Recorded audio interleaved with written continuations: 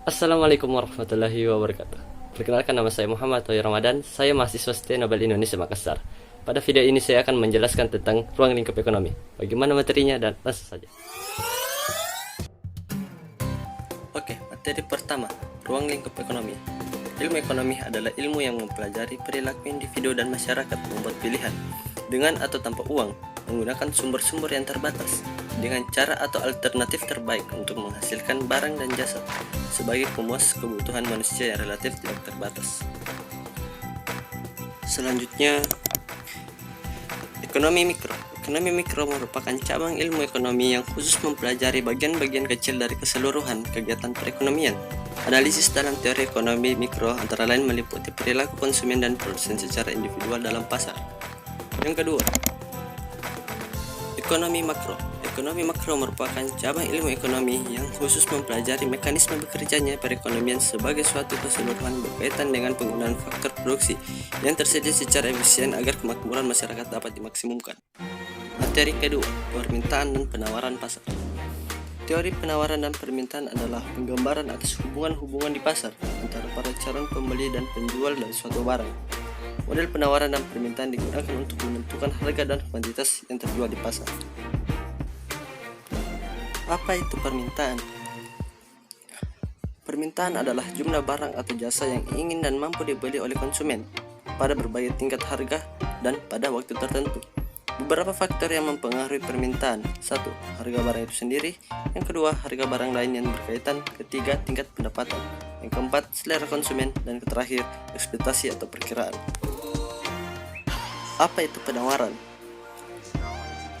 Penawaran adalah jumlah barang atau jasa yang tersedia dan dapat dijual oleh penjual pada berbagai tingkat harga dan pada waktu tertentu. Beberapa faktor yang mempengaruhi penawaran. 1.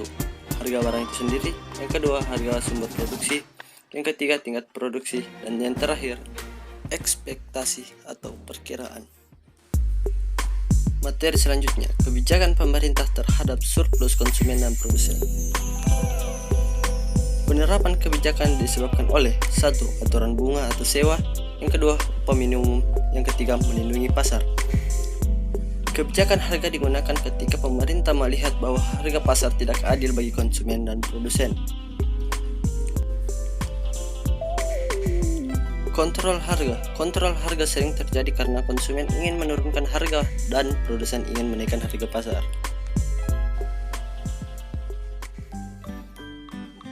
Materi yang terakhir, biaya variabel, biaya tetap, dan profit. Yang pertama, biaya variabel memiliki dua karakteristik, yaitu total biaya variabel akan berubah secara proporsional dengan perubahan volume atau kapasitas. Semakin besar kapasitas yang digunakan, maka semakin besar pula total biaya variabel dan sebaliknya. Contoh dari biaya variabel yaitu antara lain biaya bahan baku suatu produk, biaya tenaga kerja, dan lainnya. Yang kedua, biaya tetap. Biaya yang berhubungan dengan kapasitas atau volume.